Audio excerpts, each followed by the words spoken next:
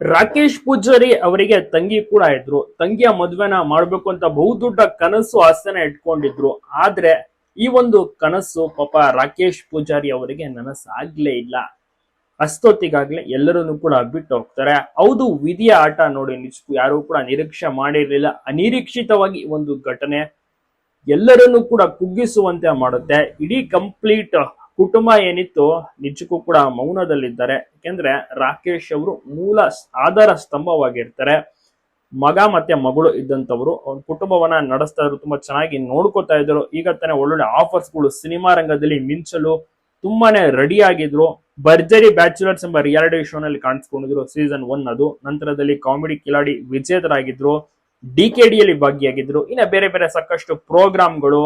ಉಡುಪಿ ಅವರು ತುಳುನಾಡಿನ ಭಾಗದವರಾದಂತ ರಾಕೇಶ್ ಪೂಜಾರಿ ತುಳು ಸಿನಿಮಾದಲ್ಲೂ ಕೂಡ ನಡೆಸಿದ್ರು. ಅದ್ಭುತವಾದಂತ comedy timing ಉಳ್ಳಂತವ್ರು Rakesh Poojary.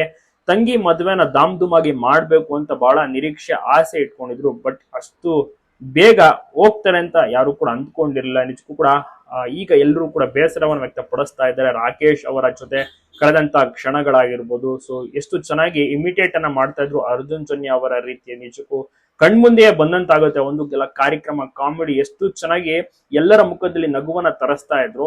But ಈ ರೀತಿ ಆಗೋಯ್ತಲ್ಲ, ನಿಜಕ್ಕೂ ಕೂಡ ಬೇಸರ ಇದೆ.